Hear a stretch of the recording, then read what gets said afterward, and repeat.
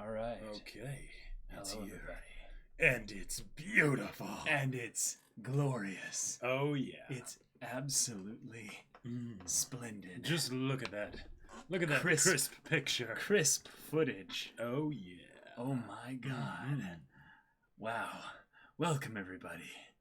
We have here with us a very sexy podcast. Yes. Podcast number 124. 124. 124. So if you much- know that movie reference, then So much you're detail. awesome. Yeah. Mm-hmm. It's absolutely glorious to experience. Yeah. Yes. Um, it worked. It worked. Yeah. Yes, Mhm. yes, This exactly. This is the new sexy camera. Goodbye, webcam kun. Goodbye, basic footage could. Yeah. So, New season with a new budget. oh my god. Yeah, the studio is really going all out on this Yeah. one now. Uh-huh. Finally got things back to a much more working order here. Yes. Yes, Caleb is small because Jacob has Mondo big Chad energy chair. Right. And I have wee little normie desk chairs. Still. Basically the way that the camera is set up and the way it's mounted, it needs to, it's a little bit higher up. So Right. yeah, and Caleb's chair can't go up as high as mine can. So, Oh Yeah. my gosh. Yep. Yep. Oh my And god. TRing Tachi the Gamer Logitech 98, thank you so camera. much for the 16 months. So crisp. I can see all the details in your face. Oh my god, yeah. Lunar NTRing the Logitech cam with a big girthy cam recorder. Oh my gosh. Insert Chad, Jacob, and Virgin Caleb meme. Oh my god. It's weirdly reminding me of 2017 Jacob and Caleb. No, I totally get For it. sure. Yeah. Yep. You need to lift more Comey volumes. Oh sure. man. We got a couple of follows coming in here. We got Cloud Do Skinny, Cryhawks, Okay Yayo, and Kitana Konochi 888. No Good Jerk. Thank you all so much for the follows. Mhm. Glad to have you here. Yes. This is probably the one thing that will be a little odd with regards to how we have our setup currently done here is actually just that we are a considerable distance farther away from our the actual from our keyboard actual and mouse keyboard and monitors things and like all that. So we have leg room, y'all. It's like when you upgrade to that new flight. It's amazing. Like Jacob and I can't his even tell you how wonderful this is because my legs were so cramped up underneath that crappy desk that we had this entire time. And now I can actually stretch my legs out completely. Ah, it's wonderful. It's You wonderful. have what room? I heard some new words. Yeah, sorry. Our floating, I would call it, connection hub has more breathing Right. room. Yes. Right. For the Mhm. ventilation that needs to happen because the processors the tentacle are working arm that we are overtime. both little growths No. of. Yeah. We say appendage hub. Ah, right. Yes, Yes. yes. Mhm. Because That's right. tentacles refer to things that would be of That's a right. sexual nature. We don't want to have the tentacle tag on our content. And we can't But- appear to be too OP because, This Tentacle is true. powers. This is true. mhm. What did you guys do for Valentine's Day? We both went in opposite directions. It was like a place further than the universe, except one of us went to basically the land of three-dimensional bliss, and then the other one went to Canada. Wait. Where did you go? It's not where did I go, No, kill. it's who did I go with. Ah, okay, because I was going Right, to say right. three-dimensional and bliss, those don't go in the same sentence. But anyways, Yeah, we all saw what won Best ED for the Crunchyroll Anime Awards. Clearly, Bliss is 2D. It's Well- rotoscoped out, glorious 2D. okay, so did Chica's Dance win the Crunchyroll Anime Awards? Yes. That's 3D though. Oh, That's 3D with outlining. If you look at it, especially when she throws the hat, it's a lot easier to tell. But it is but it was very, rotoscoped. It's very Editors painstakingly in done. chat, 3D. tell me, was it 2D rotoscoped? It's 3D with a little bit of a mix of 2D to make it look like it's all 2D. I see. But it's I don't actually think 3D. I don't think you're right. I don't think you're right at all. I think it's rotoscoped because that's what made it so difficult to do. If it was 3D, it would have been easy. Well, if you look at it again, it's 2D. Yep. So look at the dress. Look at the dress. No. Big brain Caleb here. I have delved deep into the heart of what it would take in After Effects or Premiere in order to actually do that, and it's ridiculously insane. I don't think you're right at all, Caleb, every time. See, that's the thing. When I say that he's not right, I'm usually like 50-50 on whether or not I'm actually right about him being wrong. That's very generous. Right? In this case, I know I'm like very certain I'm right. It's okay, 2D. Jacob, same thing for the dress. The animator danced and filmed themselves and drew the dress physics, etc. Oh. Yep. It's so Interesting. good. You can't believe it's not 3D. The impossible animation. Right, Yeah. exactly. It's so good that it actually looks 3D. Now we're talking about all this silly stuff and fun stuff and whatnot. When our podcast is going to be anything but that. Yeah. We're going to be, I would say, segueing you into what will be a heavier topic of discussion. And something I would say that will require a little bit more maturity on our end than we're kind of used to. Like I in particular within the topics of discussing anime try to keep it light. But there's a couple shows, especially a lot of the ones we've been watching recently, that have gone into some heavy stuff. Oh yeah. And it's made us really think about, like, wait, what do we really, really like about anime or storytelling when it goes into that heavy subject matter? Say that again. You spaced out? Yeah. Jacob's like, how do I come up with a joke? No, I'm still just running through the Chica dance in my head. Still. Oh yes, no, don't worry. Oh, my I'm definitely God. going to mention a silent voice in this video. Definitely. I mean, but what do you expect? Well, but like with a lot of the stuff that we go through, right? Like a lot of it is more lighthearted, some of it's heavier stuff, but in the stories that we go through, almost every single time it'll have a different way of doing the heavy versus the lighthearted and things like that, and what balance to strike For out. sure. And that's something that's very tough to sort of make a decision on of how you're going to do it, right? Because like we've had conversations where we were talking about this very subject, and it got to the point where it's like, you know what, maybe we should just leave this conversation behind because it can get really tough. It's tough. That's a good way of saying it. Yeah, I would say that's probably the only way I can describe it, because there's the reality that every single human being is on their own individual journey. And because every one of us is on our own individual unique journey, there are going to be things that will come up in life that suck, that will be unique to you. Now, there will be people that have similar types of experiences in those areas, but most of the time, if not all the time, it's going to be pretty unique to you. And that's oftentimes why them being brought up in stories is so important. Because, there's the heavy experiences that we have had, there's the ones that we haven't had, and then there's the ones that we would like to be able to come alongside people on.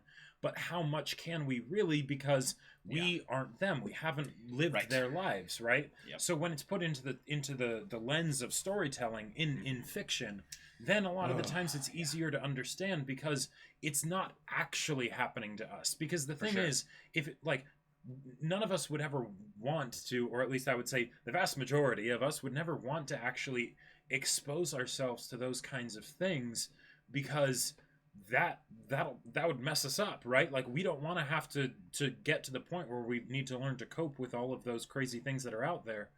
But if it's, within the comfort of our living room, right, watching some artistic piece, then we can feel like we have a better understanding of it without actually needing to live through it. Right. And that's really important, because no individual person can probably in their lifetime experience the perspectives of even the majority of humanity. Yeah. There are How can we, right? There are so many stories out there that are untold or unseen by us as individuals, and we think like, oh, I've watched Sangatsu. I've had a really good perspective on what it's like for a character to be depressed, you know? Right. And that is a very good perspective. That's a great perspective on it. That's a fantastic perspective. But that's only one perspective. Right, exactly. Yeah. And it's through the lens of this is a fictional story, right? So it's still something where it's different, you know? Right. And especially like you know, whenever I think about making stories, right, and writing and things like that, those are the kinds of places that I at the same time love to go and I'm very scared to go, because you want to make sure that you're being respectful about it, and that's really tough. That's really tough. And then there's the respectful, and then there's the respectful about something that you might not necessarily know too much about, and also giving insight to people so that it's worth telling, right? Because very much so. And usually that means you need to do a lot of research and things like that among everything else, but it can be tough because if there's something that you almost want to come to understand better yourself, and then also kind of take other people along on that journey that you've gone through to try and understand a tough subject, you know, you want to do it in a way that they'll be able to accept. Right. Because they'll be coming at it with their own perspective and everything. Totally. Before we go too far into this, got to give a shout out to one of our VIP patrons, Beat. Thank you so much for the support, Beat. It's awesome. Don't see you too much in Discord, but thank you very, very, very much for supporting us over all these years.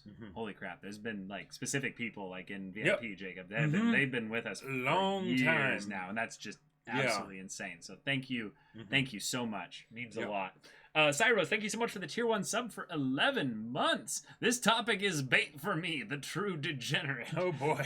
I wouldn't say that this topic is bait for anyone particularly, but I will say that this is a topic that I am wary going into. Yeah. Because one of my problems, I would say, specifically with regards to, I would say, looking at stories, is I very easily and quickly stumble into my own blind spots.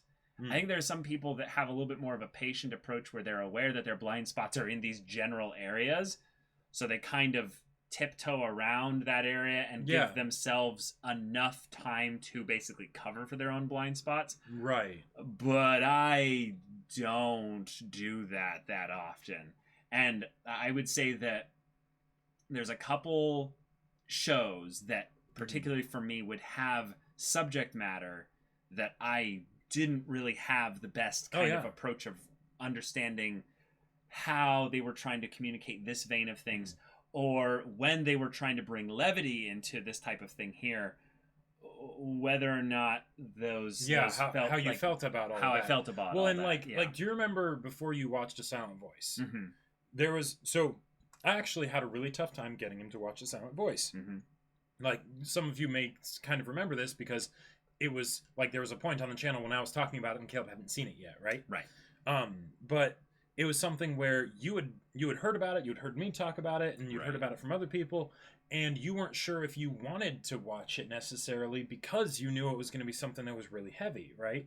And it was like, you know, because there's a lot of times, most of the time, I would say we go to stories as a means to escape.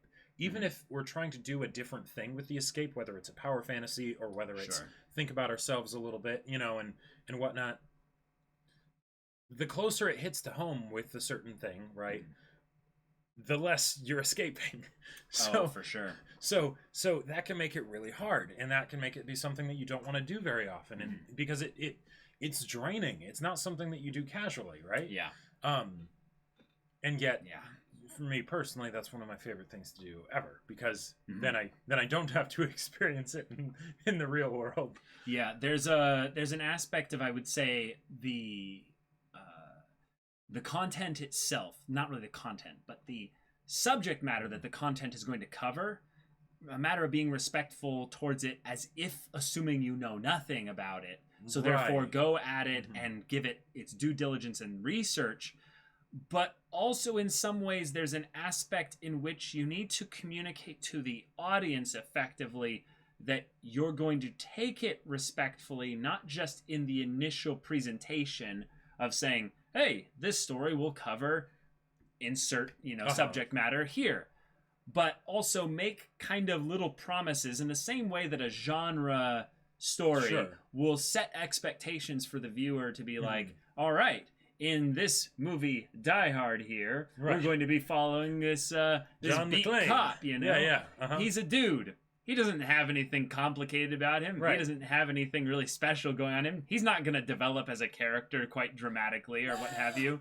Yeah, okay, yeah. Dramatically. Right, right. So you expect in some ways that he's going to have, a very...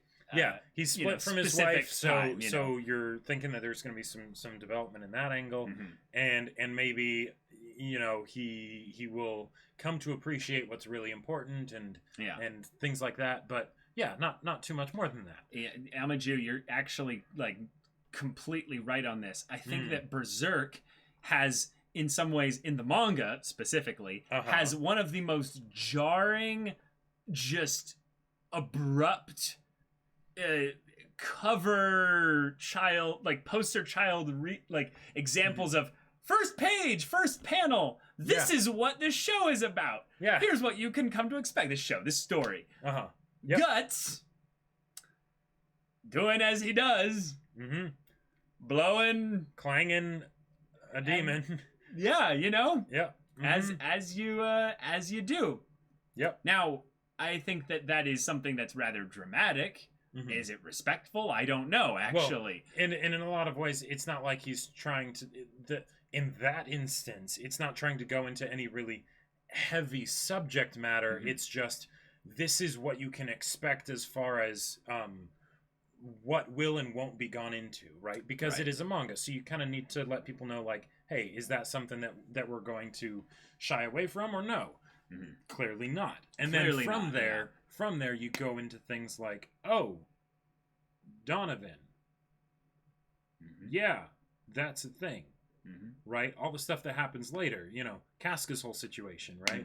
That's something that that Miura kind of needed to prep the readers for with that first panel, or the first, well, he might not have needed to use the first panel, who knows, but the first panel was definitely an effective way of doing so. It was a very effective way. When I first opened up the first volume, I just had this moment of like, well, well, okay, that escalated quickly. All right, we're starting all the way up here. We don't have much farther to climb to the peak. And then Miura's like, who said we were going up? And then you're like, oh no. Miura's like, it's an inverted mountain. We're going down into the depths. But then there's things like MHA, for instance, right? Sure. Overhaul arc. I absolutely love that arc, right? I love the stakes for it. Like Eri as, the little girl with the abusive dad, right? And you need to save her, right? And it's teenagers that are experiencing this and coming face to face with this, and and they're so idealistic, and suddenly, oh God, right? What is this that we're needing to stop, and all the complications that happen as a result of that. If it wasn't in the world of MHA, that probably would have been a lot harder to bring up. If it wasn't in the realm of superheroes and villains and all that stuff, that might not have been something that really worked very well in a magazine with that, with that demographic. Sure. Right? Because that's some heavy stuff, right? If it wasn't super villains and experiments and things like that, but it was, I don't know, a more hardcore version of Endeavor. And showing it like I don't know, like Erased or something like that, like that's something that it certainly takes over the rest of the story. Sure. Like in MHA, it's a very positive sort of good guys beat the bad guys, and and good triumphs, and we win with a punch to the face of of the villain, and that's that, right? And we save the hearts of the people. Right. But Overhaul and Eri was tonally I mean, they had built us up to things like that with stuff like Endeavor and Todoroki, but tonally that was very different from what MHA would normally do. Mm-hmm. Very different. Sure. And it needed that level of indirection in my mind in order to make it so that it didn't get too heavy, because it could have. The things like when Overhaul is like calling out to Eri, you know, and even though she's not close to him, you can tell that his claws are in her, right? That's some heavy stuff. That's some heavy stuff. Mm-hmm. How do you do that? Yeah, Arlong and Nami. That's another great example. Mm-hmm. Yeah. It's it's rough waters. Yeah. It's rough waters. So I would say a lot of the stories that I've particularly found to be quite, I would say, good examples of where recently within the topic of, I would say character drama that leans towards some heavy subject matter. We look at kind of Silent Voice. I would say there's a lot of stuff in Rakugo that kind of leans into that. Sangatsu was another great example of that. And even in some ways, even though Welcome to the NHK, I would say, is not as well done as any of those shows or movie, one of the things that I actually really liked about Welcome to the NHK, was the amount of research they did regarding specific things, and when they would bringing it up in such a way that they would showcase different perspectives on it. Sure. And not just one person going through it. Yeah. And then in some ways the whole narrative was one about the socially outcast people. Right. And we would see usually a reflection of whoever the person of the arc was that was getting focused, reflected back in Sato, and in some ways even Misaki. And that aspect of it, the aspect of maybe tying it back to the main character in some way, basically gives us a constant state of empathy, I would say, towards the other characters, because we don't know them. But if we can relate things back to the character that we've established the most empathy towards, we know that they're all going through their own struggle in some way. It basically, I would say, humanizes them, especially if they're doing something that would be considered abusive, or something that would be, something that's actively harming another individual in some way. Well, and one of the, like, with NHK, I feel like there were times when it absolutely knocked it out of the park, and times where it really dropped the ball. Right? Yeah. The probably the biggest one where it dropped the ball is the one that you really didn't like, where well, I'd say that's mostly my personal preference. But I think there is a real concrete way to basically say this is one of the reasons why it dropped the ball in that situation. Okay, sure. In that, with the off meeting, right? Yep. Halfway through the show, it wasn't that they had an off meeting, right? That's fine. That's fine. That could be a really good thing to explore. But they turned it into a joke. Kind of. Where it was then like, oh, Sato doesn't realize, kind of a thing, right? And he's clueless and all this stuff. And then it's and it wasn't even that funny of a joke, because we know what's going on, right? Sato doesn't, but we know. And yet he's spending all this time trying to figure it out, and we're not getting the internal conversations of the characters that have decided to go to this off meeting. So it feels like we're wasting time. Yeah, we're kind of wasting time, and we're not exploring what it is exactly that brought them to this situation. Like, we get little moments, I remember. Yeah. We got little moments specifically where we understood that there was something going on with them. Right. Especially with, like, Hitomi, because we had seen her before. But in that moment where this is something that they've actively decided to do, it's just, oh, I guess they decided to do that. And then the thing that ends up causing them to stop was pretty quick, and then Sato is the one that has the issue with that, when that wasn't something that, like, wasn't on his mind before. So, like, you almost would have thought that he would have maybe come to the conclusion sooner. Yeah, I didn't have a problem with the Sato stuff particularly. Yeah. I feel like one of the toughest things about being respectful in an entertainment medium is when you have an agenda specifically to communicate the importance of a specific subject matter and how much value the discussion around it should have. Yeah. Mm-hmm. So therefore the show is created with the intent of giving a good insight into what this world for a specific set of characters is like. Hold on, okay, I wasn't done yet. However, the story still has the responsibility to keep it entertaining. Sure, and in order to do that, you have to make at the very least the character dynamics ones that are interesting and engaging for the viewer. And sometimes the subject matter creates enough drama and conflict enough that in and of itself is interesting. But utilizing very, very tough, heavy subject matter as the establishing foundation for a joke, when the characters are also slightly being sacrificed for that, is a personal thing that I would say I can't really stand. I definitely get it.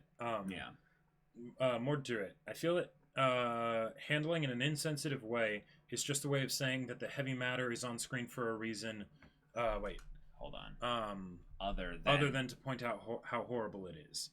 So when I first read this, I actually read it the wrong way. And that, but yes, I totally get what you're saying. In that, if you're not showcasing it as a if you're not showcasing it as a bad thing, but you're using it for some kind of joke, then that's a bit disrespectful, right?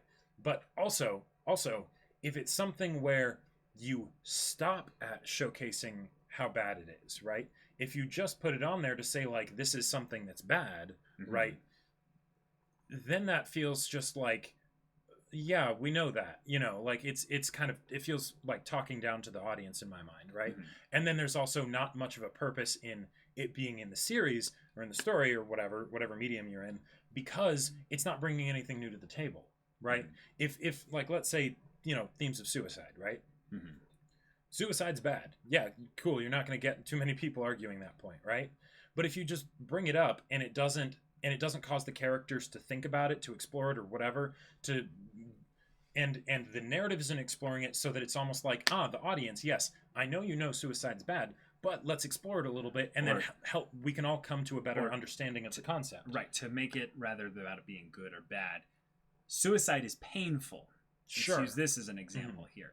One of my least liked tropes that's happening, I would say more nowadays in edgier stories nowadays, is the idea of, when we have heavy subject matter in a sexual area, sides of things, you will have basically stories that are like, but this isn't your average, risque sexual stories and stuff like that have you. We have some of the most obscenely brutal rape scenes essentially that you could have in this stuff here, but the reason for it there is to remind you about how brutal that it's bad. Yeah, it's like, and it's like, yes, it's brutal, it's horrifying, it's painful. What are you bringing to the what are you bringing into the story through adding this subject matter in there? And this is something that I feel like in some ways our channel is something that should benefit a lot from this kind of subject matter actually being brought out, is it gives opportunity for discussion.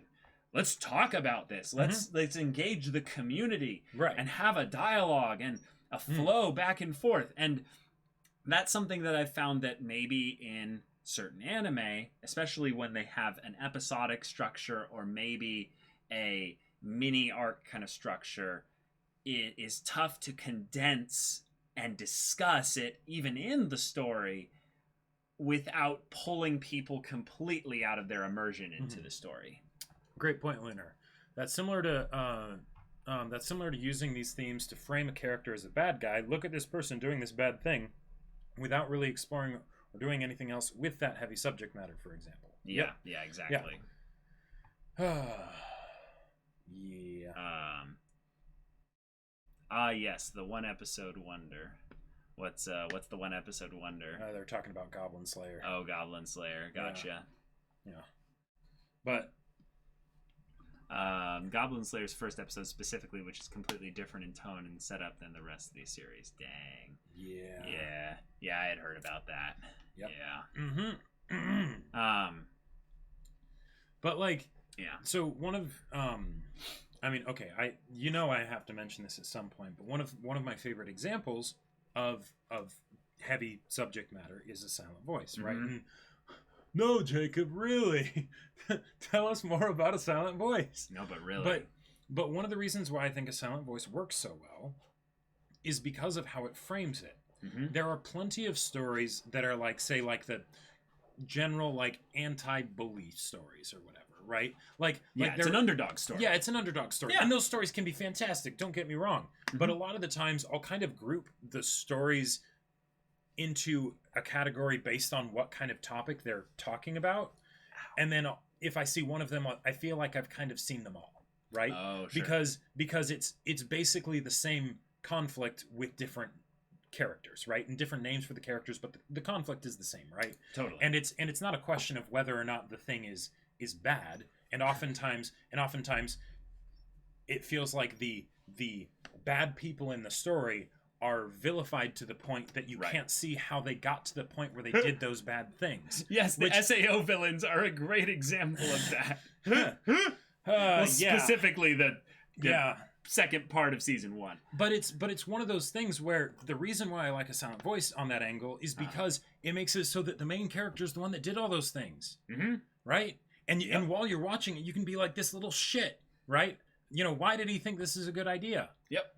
But how many times have we been in a situation where we did something, maybe not, you know, like Maybe what, not that. maybe not like harsh. that, but we did something that we didn't think would really amount to any wrong. Right. It wasn't that big of a deal. We were essentially right? insensitive in a moment of Yeah. our ignorance. Yeah, exactly. And hopefully that got nipped in the bud quickly, but you know, if it didn't, it absolutely could have gone like it did in a silent voice. Mhm. And the idea of being like, oh shit, I did those things. Right. I did those things. Mhm. Like that makes it a whole lot more interesting to me. Because Right.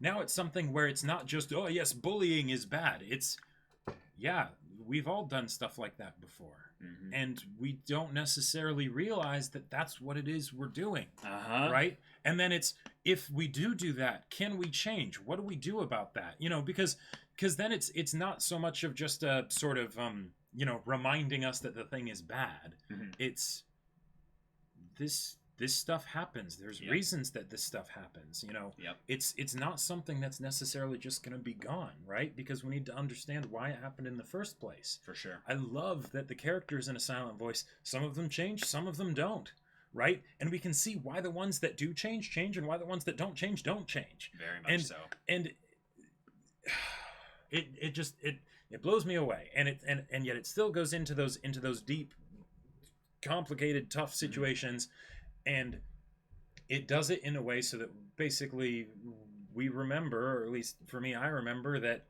yeah, the people who do those things are human. Yeah. Because that's what makes it so rough to me, right? If they didn't have like if Shoya was not the main character, right? Whoa, If he was yeah. the antagonist of the story and Shoko was the main character, A Silent Voice would fall pretty flat for me. Yeah. Right? Like it just would. Because it's that kind of thing that strips away the layers of indirection, right? Yeah. Usually I feel like in those stories, whether it being an MHA where it's with superheroes and supervillains and stuff like that, Mhm. or it's we have it in the real world, but we're going to make the people who do these things basically just supervillains, you know, and just evil, you know, people. Right. So that way we don't have to think about the fact that real people do these things. This is probably one of my Right. favorite things to bring up with regards to the demonization of characters Mhm. in fictional media. It makes me laugh hysterically because, one, it's fiction, so it's the best place to explore in a lot of ways Yeah. the heavier and more, I would say, sensitive topics. So when a character gets demonized to the point where basically it's the complete writing off of any aspect of the humanity of, yes, a fictional character, you can extrapolate from that it's very easy for the same thing to happen to a actual human being. In some ways, it's probably more devastating that way. Caleb, sort of like the Bloody Baron quest in Witcher 3. Okay, I don't want to go into too many details of that because he's eventually going to play The Witcher 3. But yeah, great example. Oh, Gooey. Really think about it. Hold on, let me get from this side. Really think about it for a second. So many anime have heavy topics dangled in front of the plot but never get explored or brought up. Oh, that's something that I think is the equivalent of like drama ship baiting, basically. Oh, sure. I'm gonna draw the connection here. Uh-huh. I think that ship baiting in anime, specific genres of anime, is just ridiculously like bad. It's stupidly bad. And boy. when I say it's bad, I mean it's pretty laughable. It's almost a bad joke in the anime community in certain areas. But with this is something that maybe I have a little bit more empathy towards, because of I know how hard it is to write good quality character drama based on real flaws of multiple characters bouncing off against each other. But when it comes to like really heavy subject matter, I'm like I see that stuff as like the Grinch, because I'm not that good at writers. I don't touch it with a 39.5-foot pole, because I don't know that much. Two, I know that I don't know that much. Right, and that's a pretty safe, like, okay, I'll just not go near it because I feel like I do it badly, right? Like, that's understandable. But don't just tease it out there as if it covers up for the fact that you're not willing to do it. Just tell a simpler story. That is a pet peeve of mine. And that's one of the other things. Having something like that in a story without it taking over the story can be very difficult. Because like in MHA, for instance, right? They did it. That was one arc. They had the Eri and an overhaul and everything. And now, as far as we know, they're going into school festival stuff. So they're able to kind of put that down, right? Because there's superheroes and all this stuff and whatnot. So that was a chapter in the story. But because it's an ongoing story that, will go on for who knows how long, and that wasn't introduced towards the beginning, that was when it was already a decent ways into everything. Then they can do that and have it just be one piece. Haha. I did not even intend to do that. I can tell. Intend to do that. The minute you said it, you're like, yeah, but that was wonderful. But if you were to do that in something like, say, a movie, right? Suddenly it gets a lot harder. Yep. Because how do you actually spend the time to go into it and fully flesh it out and whatnot without having it take over everything else? Because you may only have 2 hours or 2.5 hours or something like that, right? And like those situations are so complicated that how can you fully explore it and add something to the conversation about it? Without while also fitting in the main story of sorts, if that's not what it is. There's a couple, I would say, genres specifically that I would say maybe definitely handle this in actually live action. And I would say in live action, generally speaking, there is maybe this is a weird way to put it, but I would say that there's less ambition in live action sometimes. No, it's a different type of ambition. I'm not going to make the comparison between anime and live action here. There's an aspect of live action that I really like, in that there is generally more character study work than in anime. I made the comparison anyway. My point is that I really like the way live action, with its shots and its basically its sets and its framing and all this stuff that it does with the cinematography and all this stuff, and just the Western culture of culture of doing things, with how they do a character study piece. I would say that because anime maybe tends to a little bit of a younger audience in general, they don't do that as often. It's not as marketable. Now, I would say that there are a lot of really good character study anime out there. Like Rakugo is one we're dealing with right now with Yakumo. Sangatsu is another. Sangatsu was another fantastic one. These are some of, in my opinion, some of the best written anime I've experienced, because they go so much into being a character study. But there's a couple live action things out there where they really go into this within a specific character, because they're willing to tell a simpler story, because it's about one or two characters maybe. The heavy subject matter that can get brought up and explored thoroughly is, I would say, much higher by comparison there. You don't need to have quippy little jokes every once in a while. You don't need to have like all that kind of artsy stuff to throw it off. Also, let's be real here. Talking about layers of indirection in order, like, because layers of indirection, they can make it more comfortable so that way you can go into it without, like, not so much of a in for a penny, in for a pound kind of a thing. But that's a positive and a negative, right? It is. It can be good as sort of like a safety net, and it can also keep it from hitting as hard as it could, right? Oh, with a silent voice, that's a great way that they still manage to make it hit really hard. In live action, you don't have the layer of indirection it's animated, right? You're seeing actual people go through these things, and assuming that the actors are able to do a good job, right? Then that can make it a lot harder. A lot harder. I think there might be a lot of us who have watched so much anime that there is no cognitive dissonance from seeing a character in the anime experiencing or going through a tough, traumatic, heavy moment in their life. But I would say that there might be a little bit for the majority of, I would say, the anime community that makes those moments hit really hard in live action. One of my personal ones, and I was glad Jacob brought it up for this one here, is Perks of Being a Wallflower. Oh, yeah. Perks of Being a Wallflower is, in my opinion, one of those, I would say, really well done movies for what it was trying to do. It's not a flawless movie by any stretch of the imagination or what have you, but it does what it is trying to do specifically within the context of a certain character and their friends so well that the moments of levity, the moments of depression, the moments of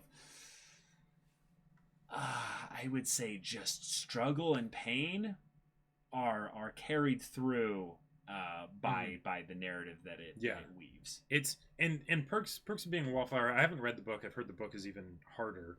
But it's one of those things where when I watched it, I absolutely loved it, right?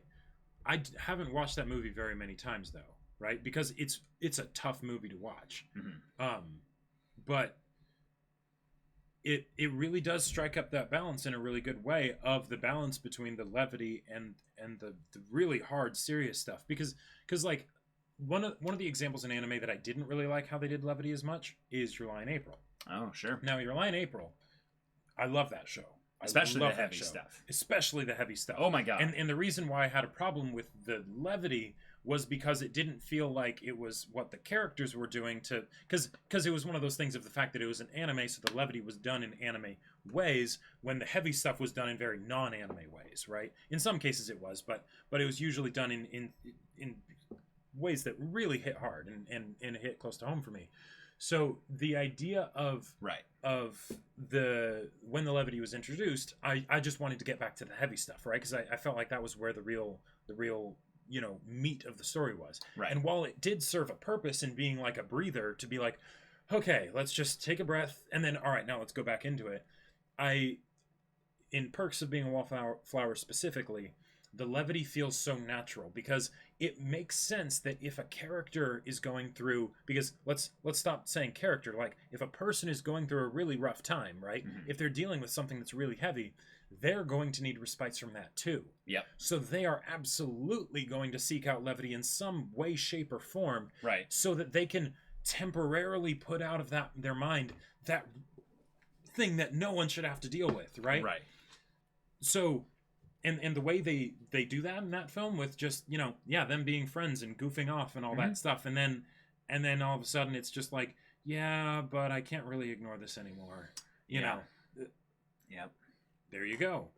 I am 100% with you, Mordred, and I brought this up to someone to debate why live action is inferior to anime, because anime was going to upscale into infinity also as well with regards to technology. But it was this, is that one done well, it can be like that. After all, if well drawn, an animation is basically a set of actors that are guaranteed to hit every single mark of the character. Now, this does not happen all the time. Nope. Not even close. Not even close. Oh, no. And sometimes the whole anime community will debate what that smirk means or what that, like, that, kind of face means or what have you. Yep. And And that's good. I would say, if anything, Sure. that's a wonderful aspect of the anime community. Well, But and oftentimes, like, that's good in art, because if an Mhm. actor does an amazing job, right? it'll become art in a lot of Well, ways, it'll become too. art, but you won't necessarily know what each expression of the actor means, right? Yeah, there's the aspect of intent, and in terms of Right. the transference of the intent to the artistic medium. Mhm. And there are usually more layers of indirection in live action than there are, specifically with the characters, than there are in anime. Yes, I believe it was Psychronia. The Oda Cry is a great example of where, even in its lack of realism, animation is able to do things with the human, just make the characters able to be more emotive than an actor, an actual physical person could be, even if it's something that's very unrealistic. For sure. If only good animation didn't cost so much money. Yeah, Yeah. seriously. It says, ironically, I have an easier time being emotional in anime because live action is acted, which makes it feel less like a story for me and more of a play-by-play, which throws me off a bit. Oh, I understand interesting. that. I get that. I Yeah. totally get that. I would say that that is why acting has become so much more of a higher criteria for me in live action over the course of time. Sure. Because it's something that it will, in some ways, always have on anime. Like, you ever have those moments where you see like the perfect acting on display in front of you in a work, in a medium that you're liking, sorry, not a medium, in a movie that you're liking or what have you, and you just go, oh, this is so good. It's that same thing you get in anime where you have one of the most like brilliantly well voice acted moments in anime. I loved that part so much. I'm not saying what it is, just because those of you that know, you'll know exactly what we're talking about. Right. It's so good. But with live action, you get that element of seeing their face and all this stuff. So we're sorry, I'm bringing the conversation a bit too far into the live action versus anime stuff here. Point being is that layers of indirection lead towards basically some translation sometimes being needed. And with live action, it's the efficacy of the acting, and then within anime, it's basically properly establishing, I would say, within the media itself, what the audience should come to expect. Right, using that higher level of potential execution, but still tying it back through that additional layer of indirection. And Gooey, on the subject of, but if the show's over and it's not clear, it's just bad. I get what you mean, but I also disagree, because if it's clear, there's clear in an emotional sense versus clear in I can describe with words exactly what it was, right? Because sometimes there might be some expression that a character shows, and you generally know what that means, but you can't quite articulate it perfectly, and that's why it's a visual medium rather than, say, in a book, right? Okay, yeah. Say 20 years into the future, CG becomes really good and is a lot cheaper. Well, that's, yeah.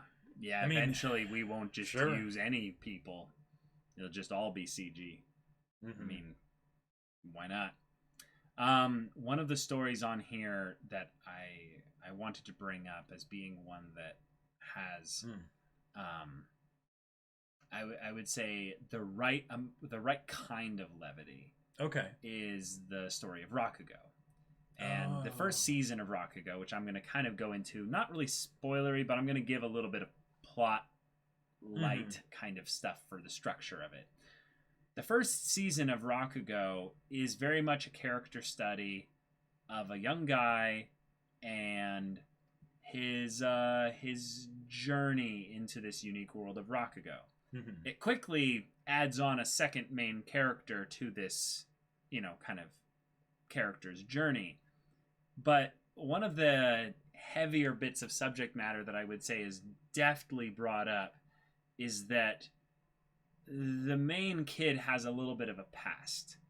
There are a couple things that are, I would say, mentioned and observed, and you get the idea that, okay, this character has gone through a lot of problems, but they are not able to, I would say, deal with them properly. So you can tell that it's something that's not wholly affecting them now, but it's also something that when it gets brought up, they don't know how to deal with it. One of my favorite roles of a comic relief character done right is when you basically realize that the reason why they exist is to be, in some ways, a supportive role for the character that needs that levity. Meaning there's a character motivation literally built into this comic relief character as to why they support and encourage and give good character-driven levity into a situation where it'd be like, okay, they're just the comic relief character. Right. And I wholly admit that I think it is a disservice to Sukeroku to call him a comic relief character. Whoa. Yes. Well, have you ever heard someone call Sukeroku a comic relief character? I just did. Oh. I'd say that Sukeroku fulfills, I would say, a brilliant aspect of the comic relief character in an otherwise extremely heavy backstory. Okay. Yeah, Jacob just is like, wait, what? Yeah. You're like, I was following you, I thought, and now I'm like, wait, I'm not following you. And maybe that's why, like, the whole idea of the comic relief character often has this negative connotation, because it's the idea that they do that and nothing else, and for very little reason other than for the sake of the overall narrative of the story. Sure. And there's something that they definitely do in the story, and that's why they exist, right? You know, even if it's not from a place of character motivation, it's just we need a comic relief character in order to offset the heavy stuff that we're going to go into, right? Right. Sukeroku does comic relief stuff. Yeah. He is a multi-dimensional, fleshed out, well-written character. With all kinds of struggles and conflicts and whatnot. Yeah. But when you put him right next to Yakumo, and you realize, oh, shoot, like, there's very much a, you know, fire and water, hot and cold, you know, very much that diametrically opposed aspect to them.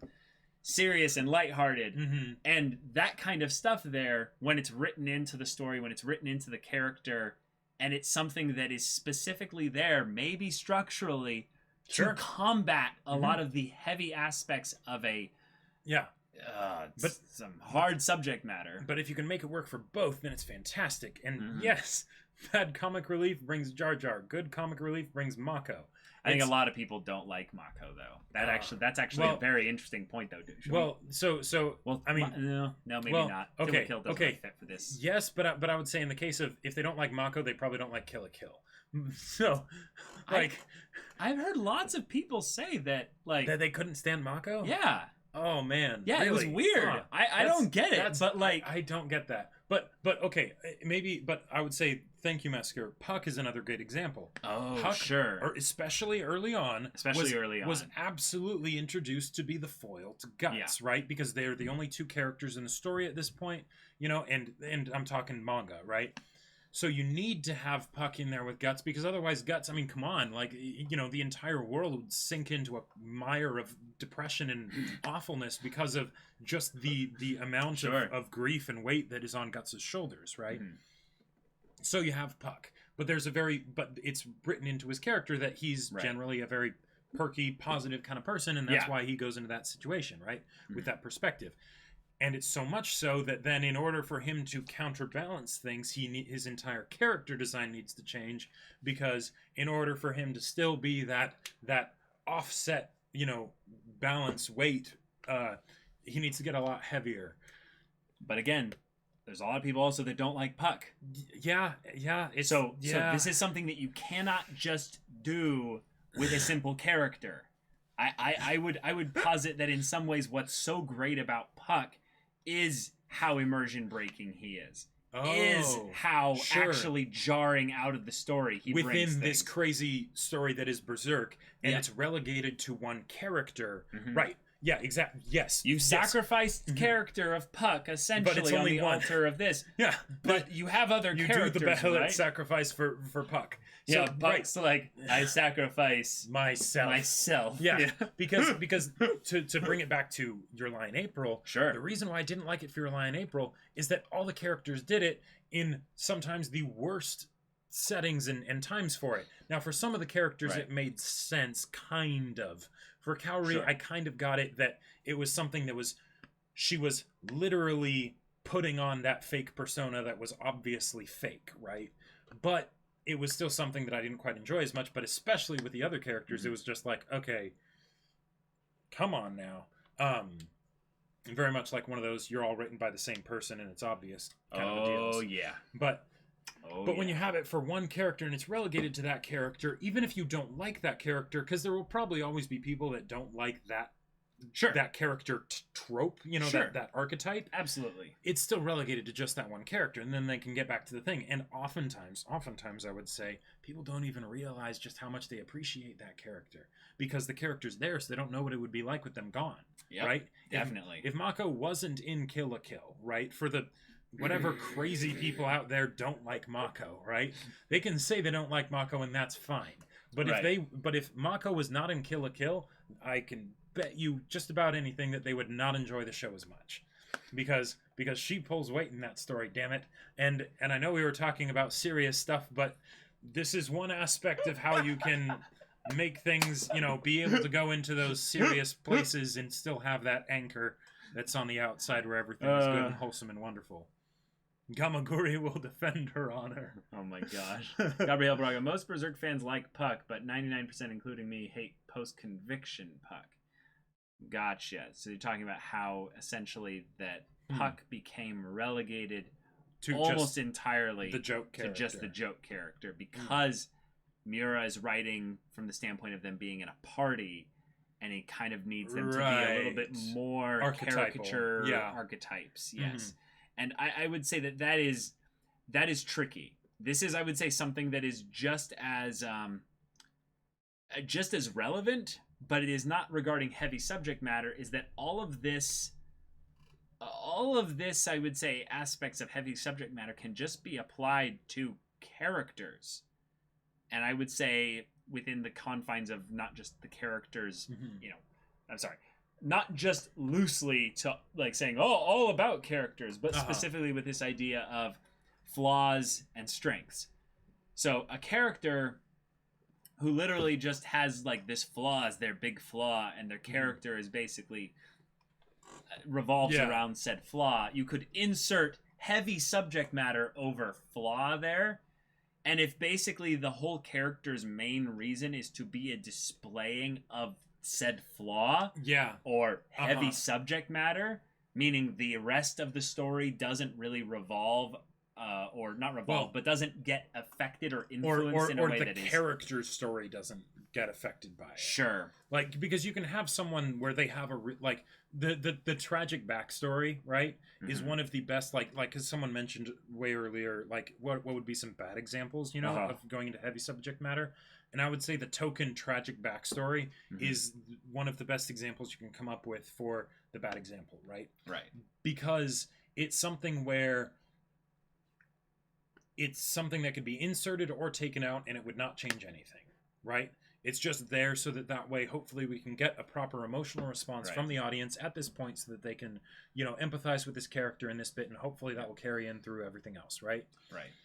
But that doesn't really work. Like, one of the examples where I would say it wasn't super extreme, but they also handled it pretty well because it was actually addressed later, is Katara in Avatar: The Last Airbender. The number of times that Katara talks about the Fire Nation took my mother away from me, right? That feels very token backstory to me, right? Where it's like, okay, it's been a little bit, you know, I have my screen time, I'm talking with some, you know, hurt teenage boy that, you know, I have a crush on. I'm going to tell him about my tragic backstory. Right. And it's like, no, that doesn't really work. But over the course of the story, they ended up getting the whole bit with Zuko and her needing to get to the point where she can forgive Zuko and all that stuff. That's the good stuff. That makes it be more than just a tragic backstory. Right. With Zuko then being sort of the quintessential example in Avatar: The Last Airbender of that being done really well, because it literally defines his whole journey, right? And it's not that it defines him as a character, right? Because then that's something where the bad thing defines you. That's a bad message to send, right? But it's that this really screwed up my life. Right. And it informs Right, and it informs in some ways the reactionary part of them as the protagonist of their own story. Yep. That is probably my most subjective, kind of opinionated thing regarding this whole bit, is any kind of subject matter probably has a context where it can be utilized. Right. But if the character is basically dead-ended from any kind of development or access to a story beyond that, it loses a lot of interest for me. And I'm like, I want to see them take that that was a tragic backstory thing, insert really bad thing that happened to them. The world is cruel, but it is also very beautiful. Kind of insert Picasso quote here. Okay, but how are they going to grow and change or just be affected by their new set of circumstances in combination with that thing? Thank you for bringing up Mikasa, because Attack on Titan is one of those shows where, because of how plot intensive it is, the characters kind of suffer. The characters kind of suffer in a lot of points, right? Yeah. And even when they are doing well, oftentimes it's in a more caricature sense, and then it's showing how that caricature, behaves in this crazy environment, right? Sure. And Mikasa is not saved from that, right? Mikasa was one of my favorite characters, or my favorite character when I watched just the first season of Attack on Titan, and I love ending of season 2 and how they handle that and all that stuff. But specifically, my favorite part from season 1 was episodes 6, 7, 8, right? Because it goes into the whole tragic backstory thing, but then it entirely shifts focus onto her trying to deal with it and not being able to deal with it, right? Yep. And then she comes to some conclusion, but then of course it gets kind of backpedaled in that she didn't need to do that because, hey, the thing that caused her to go on to this downward spiral of self-discovery, psych, that didn't actually happen. That doesn't you don't have to deal with that. So you can kind of in some ways I kind of liked that because it showed that she went immediately back to leaning on the crutch of, I'm talking post the traumatic aspect of seeing Eren again, but later being basically back in the same place, and then we led to the scene at the end of season 2, which is fantastic. Now from the standpoint of how many episodes are in Attack on Titan and things like that, you can get into the debate of the number of characters, the number of episodes, and the plot amount or whatever. But if that without those scenes, right, without the and not just like the scenes after the backstory bit in episode 6, I think it was, and then the part at the end of season 2, without the resolution of that backstory bit in the present, and then the finale of season 2, I would say that Mikasa would be a great example of a bad example, right? Because it's just, okay, she has this problem and there's no real growth on it, and that's just sort of who she is, right? She's the person that had the tragic backstory that turned her into a badass, right? Right. I remember when we were going through the end of things in the Arlong arc specifically. And someone brought it up earlier. I was just like, this is a perfect time to bring it up. When you look at the way they tied in the backstory element, you realize that you were kind of living in Nami's tragic backstory. Sure. And I think this was probably one of the more brilliant tragic backstories Oda's done so far, as far as I've seen, is Nami basically having this connection to her sister, having this dream, having this innocence taken away as she then works to get basically her dream and her boon back for her people, basically. But to then see the consequences of that played out in the present almost immediately after we got the backstory, and then seeing the character of Nami then repeatedly brought up at multiple points later, not immediately just as well, like a little bit later as well, moments where she chooses Nakama essentially over Green. She chooses the thing that she learned from the Arlong arc over the thing that was her defining characteristic, her caricature trait, if you will. And have that have that moment, have that sequence of moments that led up to also the tragic backstory bit really matter. I would say that Oda in some ways deftly rides, I would say, a thin line of going too heavy into the backstory and having it be its own story to the point where it doesn't feel like it actually has it, like it actually has you following the main story anymore, the current plot. But with the way he ties things into the causal link of always showing the backstory very near the end of all the relevant info that's going to be covering, I think he avoids going into too many pitfalls with it. One of the things that I think makes Oda's backstory so good is that the backstory isn't about the event, right? In, say, Nami's backstory, right? It's not about what happened with Belmer, right? That's not what it's about. It's about everything else, right? It's about how much Belmer meant to them, right? That's why it's important, right? Sure. It's not about, you know, in the case of the Warriors, right? You know, it's not about how they were split and couldn't see each other again, right? It's about the struggles that they overcame together, right? Which then makes it so that when the bad thing happens, how could that bad thing happen? There was all this good stuff there, right? You know, like how dare that amazing precious thing be destroyed or damaged or, you know, attacked, right? And that's what makes it important. And then it informs why things are happening in the present, because because then it's basically giving an opportunity for comeuppance on the injustice that happened back then, right? For sure. Like, okay, we're going to come in and resolve something, but you don't really know what the full circle is that's being brought full circle. So we're going to go tell you what the full circle is and make you super emotionally invested so that needs to be brought full circle right this moment. And then Oda does it, and it's wonderful. Yeah. Vray, you brought up a great point saying they think a heavy subject that stories are notoriously bad at handling is death. So much so that in many people's minds it isn't even a heavy subject anymore when it comes to stories. Either characters barely care about things like killing at all, or no one ever dies at all. Just well said. Yep. Well said. I would say that in some ways it's part of the aspect that we have so much entertainment that revolves around violence. We kind of are desensitized to it. I'm not trying to be the boomer here, but essentially, like, our generation is desensitized. Really. I'm just being real here. Like, entertainment and mediums that, like, I'm pretty desensitized to it. I wouldn't have thought of death immediately as being a very, like, heavy source of subject matter, but it really is.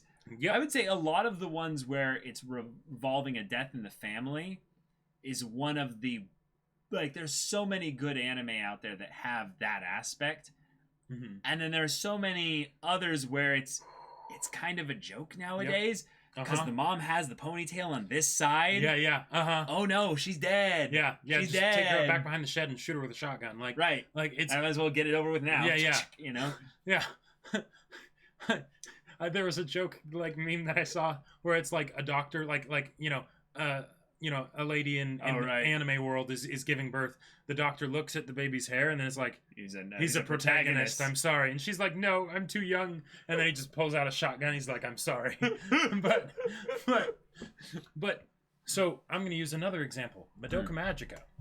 So Madoka Magica. I love it. I've shown Madoka Magica to people, and they get the 3-episode rule, and when the 3rd episode happens, and a certain person doesn't fully have their head in the fight, they actually weren't impressed, right? They it was just sort of like, oh, okay, that happened, whatever, right? The thing that I say Madoka Magica does that really sells it is the episode after. It's not because you can have things happen to characters, right? And it's like, oh, okay, this is in a story. There's the layers of indirection. Why should we as the audience care? Right. Because we've seen stories that deal with things that are much worse, right? No. Show how it affects the person. Yes. That's one of the reasons why MHA in the latest arc with Deku and Eri and Overhaul and everything, I feel was so good. Because it's not that there's a little girl that has an abusive parent, right? that's bad. And showing how much it affects Eri, that's good stuff. Keep it up. Show how it affects Deku. Show how it affects the 15-year-old idealistic kid that needs to not help this girl when she's saying, please save me. What do you know? Right? They show that. Yeah, what do you know? They show that. Yeah. And that scene, if you think about that scene is the most like ham-fisted into the show as far as like why it happened, right? It was pure chance that they managed to run into each other, right? It was absolute 100% chance.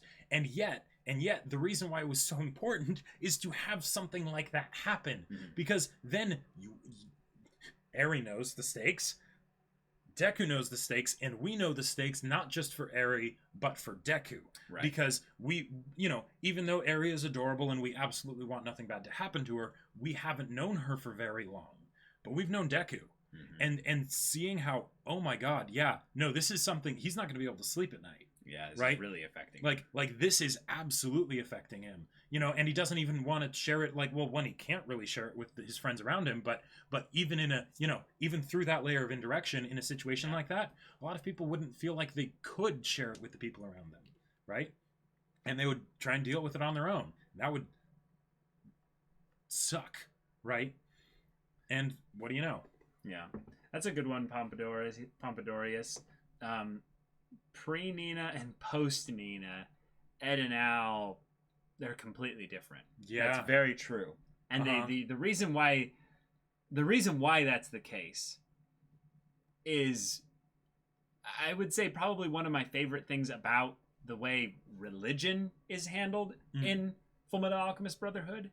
There's this idea of the apex of humanity is for us to become gods, basically, for us to become, a transcendent being or what have you. And that's the whole thing that the villain wants and what have you. Sorry, spoilers, you haven't seen Fullmetal Alchemist Brotherhood. You should really have watched it by now. But go watch Fullmetal Alchemist Brotherhood. Yep. But there's an aspect of an event that really shapes our two main characters. Yep. And it's them realizing that they're only human. Right. And when that moment happens, it is a moment where they literally are crying on the steps of a place as it's pouring down rain and it's gray and the music is somber and it's sad. And there's a killer coming after them, but they couldn't be bothered to care. Well, yeah. Details, yeah. It's just everything is set to make this a big, sad moment. But the fact that when this is all happening, this affects them not just in the moment. It's brought up over and over and over again. Even at the very end of the series. Even at the very end of the series. Yep. That's literally what I was going to say. That's one of the things that I love so much about it. Because, there are so many stories out there where something awful happens to the characters. And, 10 minutes later, they've forgotten all about it. Right? Yep. And that's in the more extreme cases. But even in something else where... Because the thing is, those moments change us. Right? Like we might be able to get to the point where we can move past them and keep moving forward, right? But we are different. We are scarred and tortured and twisted because of that, right? So the fact that at the end of everything, right? And in Fullmetal Alchemist Brotherhood, it's only one episode that goes over it. Like in the original series, it was a two-parter, and then we had the stuff with Barry the Chopper afterwards, right? And then we also had the stuff with Scar. We had a whole lot of, actually no, they might have anyways, I can't remember exactly the order of things, but the point is they also dragged out a lot of the things with father, yes, Nina and stuff, quite a bit. So but so it probably my biggest salty example of this, and I'm not fully salty about it because heavy subject matter, or no, just specifically around character deaths and things like that. Character deaths. I know what this is gonna be. Yeah. And I can't fully be salty about it because I would have to have cared more about it. But Hunger Games. Oh, I was not expecting. This. Okay, no, the saltiest. Oh, right. No, so the saltiest would definitely be Code Geass. There right? it is. I was waiting for that. But that's specifically for a character death and it being just taking a big steaming shit on the arc that they gave the character. But that's true. As far as for heavy stuff and having it not affect the character, Hunger Games, I would say, is the biggest offender that I've or for me at least, the one that comes to mind the most. Because, they totally do the thing of we can't resolve the arcs for all these characters, so we'll just kill them off. But then it's also something where it's Oh, by the way, how are we going to have this character sort of overcome their struggles? No, we're not. We're just gonna kill off a bunch of characters, and that should be enough of a big sad. And then we're just going to say that they end in misery and depression, but not actually show that really much after in the story after the things happen before the story ends. We're just going to sort of tack it on at the end there because the character obviously they would be traumatized. Because obviously they'd be traumatized, but why didn't we get that sooner? And why they would be kind of nice to see them actually like give some sort of ending of how they go to cope with that. Oh no, they just don't, you know, I killed off enough characters that should explain it, right? You know, that they just can't. Yeah.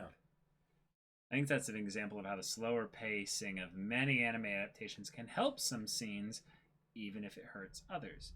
That's actually a great point. Like, there's an aspect of these one-cour, shorter shows that in some ways I would say tempers the ambition of the creators, because obviously it's an adapted thing for the most part. Unless you're a place for the universe, then bless you. Where the subject matter and the scope of it is fine-tuned a little bit more because there's this understanding that you only have so much time to give and sell the instance of it entirely. There are a lot of times where people have, or characters will have, essentially slow burn arcs dealing with some heavy subject matter. But because it's so slow to the point where you have to kind of go back and rewatch it and kind of put little dots on the line, and there's 27 of them over the course of, you know, like hundreds or thousands of episodes. I don't know. I'm kind of just spitballing here because I don't really have a perfect example of this. But I have seen this on lower scales of things where it's in like the 60 episode range or like the 100 episode range. And it's tricky because it maybe feels like the kind of thing as we were talking about being respectful to the thing. It's like, oh, well, you can see hints of it. And so the subtlety basically says we're informing depth based on how little is actually shown, because we kind of need to have, you know, some way of identifying what we're actually looking at. And it's weird because you can have times where, and again, why I love a silent voice, not to continuously bring it back to a silent voice, but you can have times where immense amount of things are being communicated non-directly, right? Because, you know, through lack of communication, focusing on things like body language and whatnot and context and things like that, to get the audience's mind going, even if you are not specifically spelling out what it is, right? Leaving enough of a little bit of a breadcrumb trail and letting them know that there's a breadcrumb trail so that then it gets their mind going. Sure. Yeah. What are you guys talking about here? It looks like talking about Hunter x Hunter and looks like also some Lord of the Rings stuff. Yeah, which is a great point, Mordred.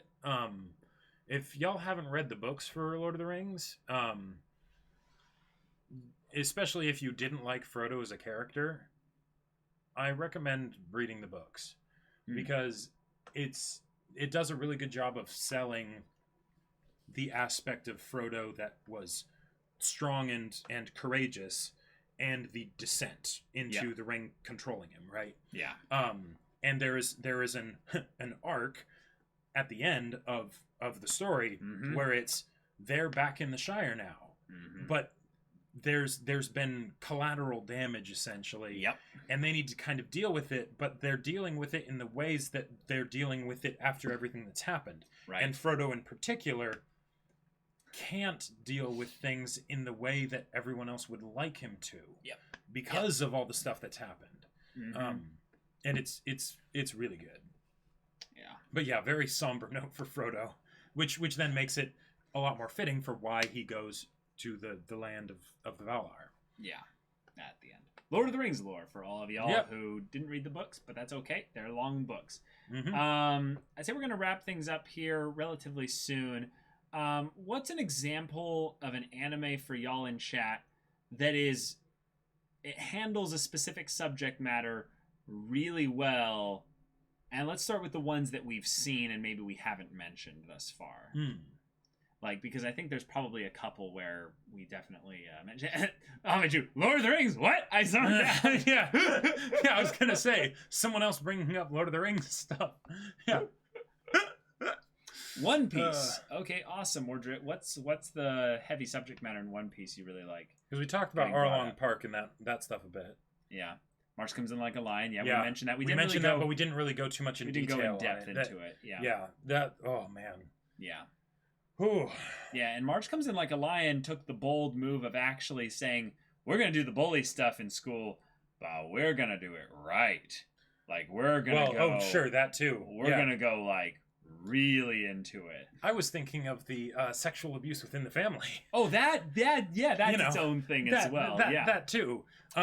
Fate Stay Night Unlimited Blade Works. Shiro Emi is my favorite fictional character, and his dissection of what heroes mean and how self-sacrifice and loving yourself are both crucial to balance. One of my favorite lines to use in regular life is just because you're correct doesn't mean you're right.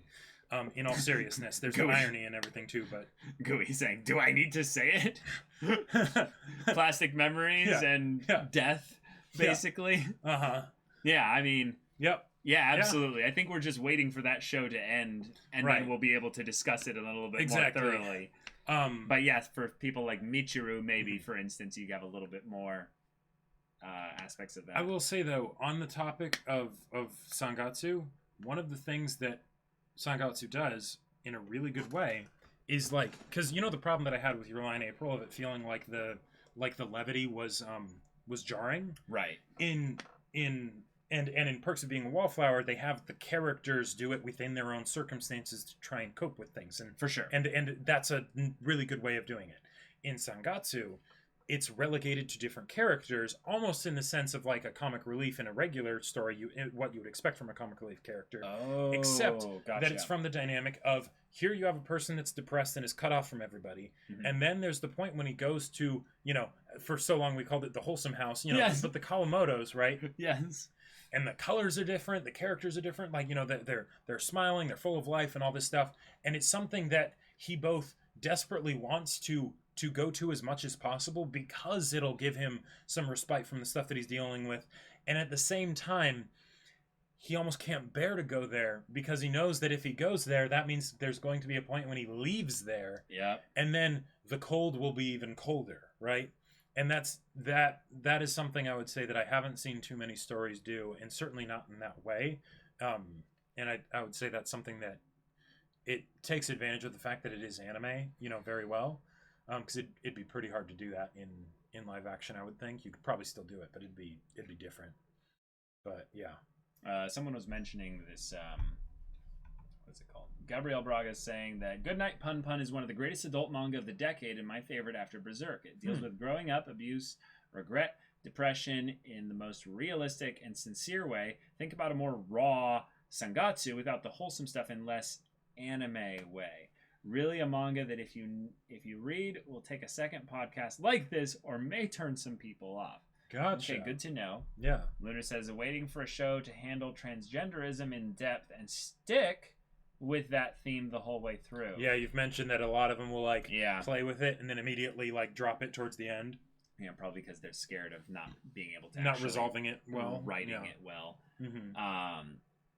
Let's see. Evangelion handles depression and a downward spiral of emotions really well, even if it is confusing in times. I would say that, people give a lot of crap for NGE for what it is, but one, 1995. Sure. Two, it does handle different mental health complexes, basically, that different characters are going through. Right, most of the trippy, confusing stuff... Most of it is done rather well. Well, and most of the trippy, confusing stuff is with the plot, not with the actual Not with the characters, no. And that's how I would say Evangelion is a masterpiece, is it's beautifully drawn and animated, wonderfully well done. The character designs are rather iconic, I would say. And that's going into the Evas as well. Like, they're a part of this. Like, those designs are so unsettling still to me. Oh, yeah? The part that's bio and not, Yeah. That's always gotten me. And then just handling so many, and I would say not all of them as good. Like, there is definitely a scale with Evangelion to which characters are handled better than others. And that usually is the case. And that's in usually most the shows. case, You right? have limited time and things like that. Yeah, but that's a good one for sure. Oh, Monsters discussion on the nature of humanity and innately good or evil. Yeah. Morality, ethics, and the soul of humanity is something that I would say is heavy subject matter that maybe we are okay with a little bit more because we ourselves are all searching and we don't really have hard answers for a lot of these questions. It makes it so it's harder to maybe treat it as heavy because there's not that many people that are super deeply entrenched in a specific worldview regarding a lot of that stuff because we just don't know anything about it. It's a lot more like spiritual than real. Perv. This is a manga that deals with heavy subject matter really well. Is J.K. Haru is a sex worker in another world. I thought it'd be ecchi shit, but ended up dealing with the sex worker life really well. Oh, really? Okay. That's surprising. All right. It's a isekai that's I think I know of that isekai. Huh. Okay. You have limited time unless you are Oda or Araki. Yeah. You're either immortal or you're a god. It's like you're either a mortal vampire or you defy the laws of human physics and what have you. Before we end, can we, even if it's just us three, go over how The Children of Hurin covers depression and grief? So I'm ashamed to say this, but I still have not gone through The Children of Hurin. I got I believe it was the Christopher Lee audiobook of it. Yeah. I haven't gone through it yet. Okay, I haven't finished it, but I read a lot with my buddy Gabe Nichols back in the day. It was good fun. They mentioned Death Braid or certain stories in Paranoia Agent. I'm trying to think what would be the suicide one.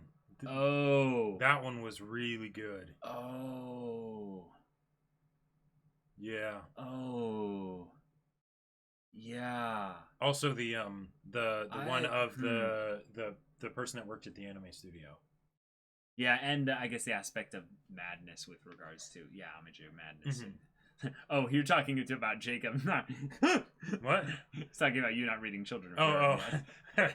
I thought you were meaning like with regards to Paranoia Agent. I'm like, oh yeah, madness is a great heavy subject matter. That stuff is where I remember actually like being like, I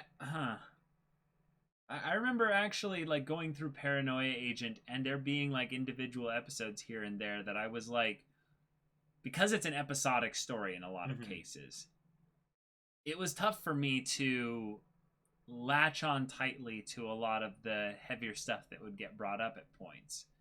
Because maybe I was just too absorbed with the meta narrative and wasn't really like just taking the characters as they were. But yeah, I really feel like Paranoia Agent might deserve a rewatch though. Just on that idea of handling heavy subject matter and just go look for the instances where it does. And how respectful and how well done it is. Because I would say it probably is pretty well done. Like, do you remember the moment where you basically got, like, the fiery, like, hand of justice, like, in Paranoia Agent? And you were so angry. Why did you need to remind me of that? Sorry. I'm just Why saying, did you need to remind me of that? I'm just saying, would you say that I'd put it out of my mind.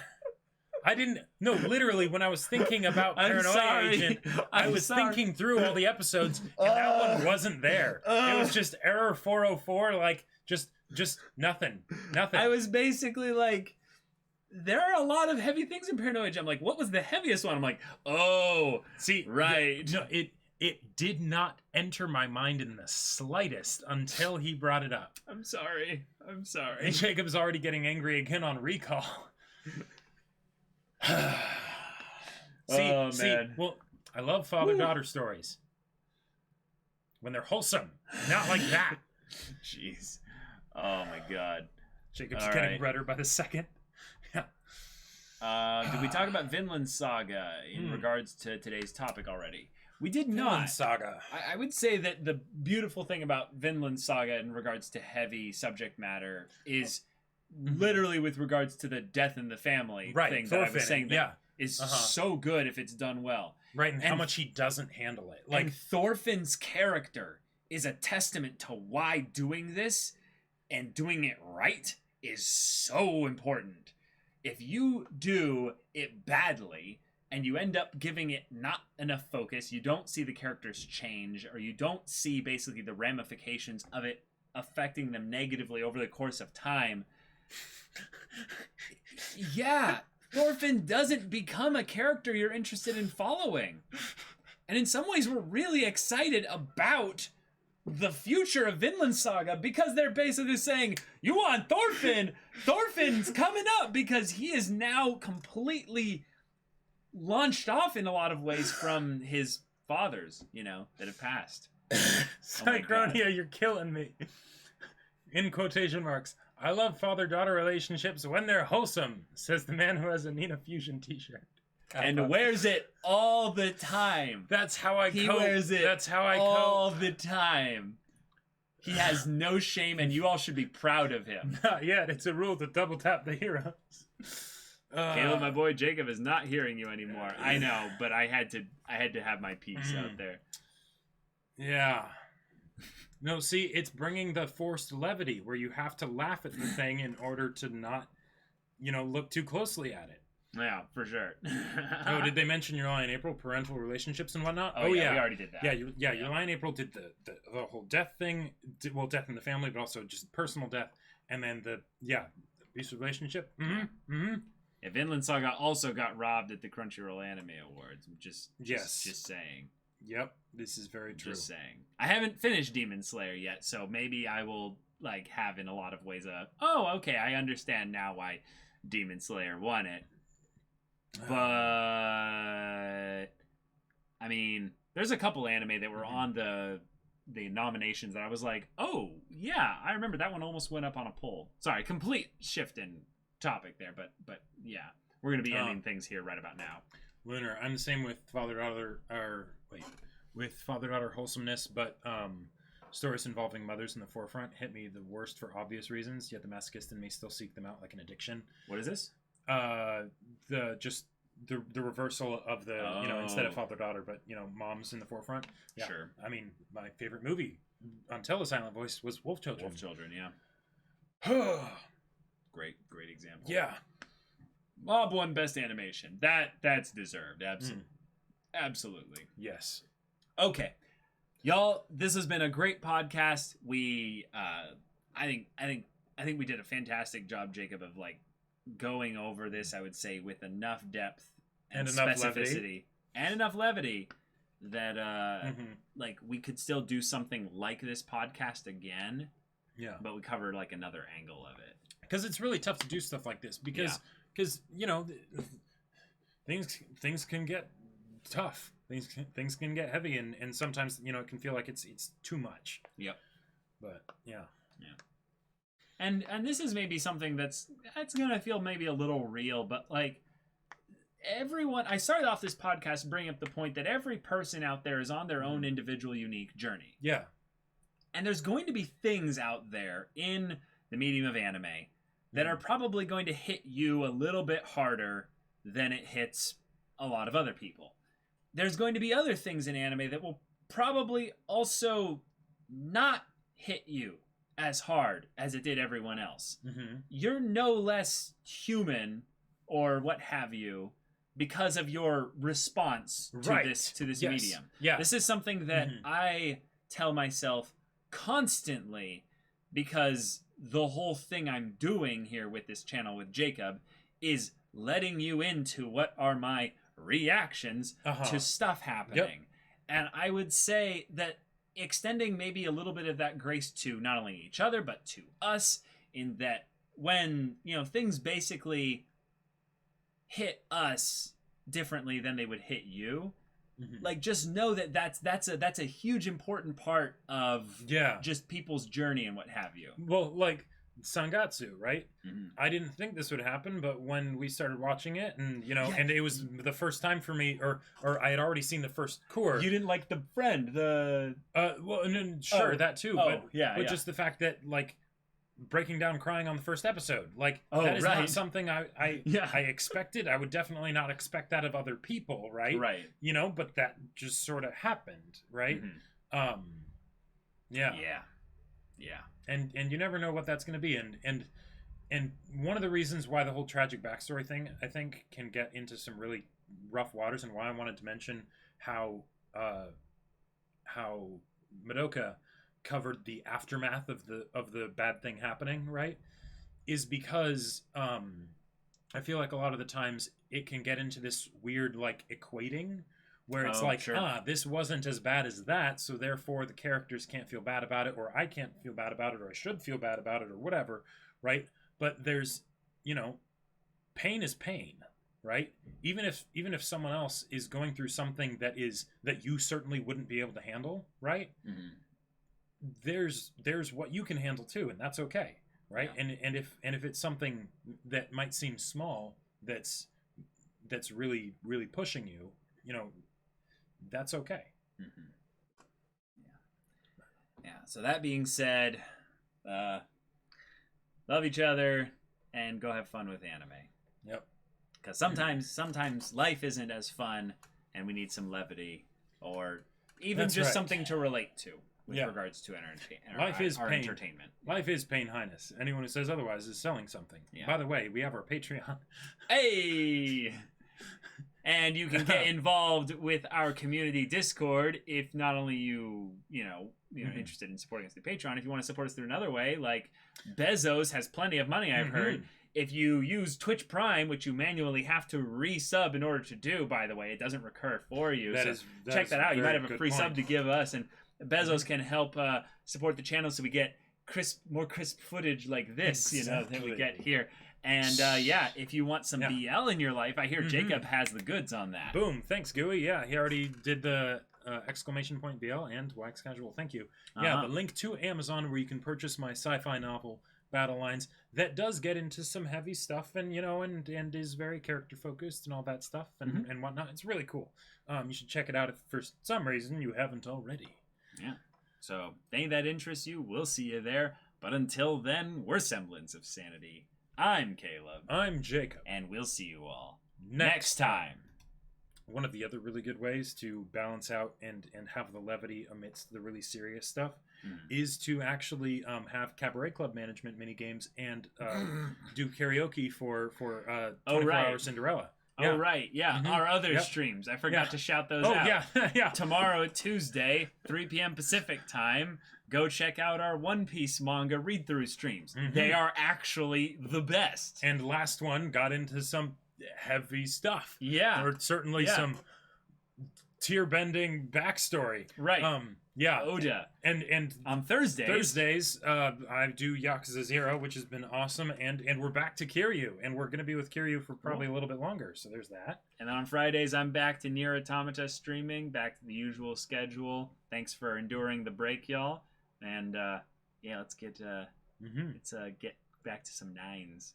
But how does Battle Lines end, Jacob? Well, the way it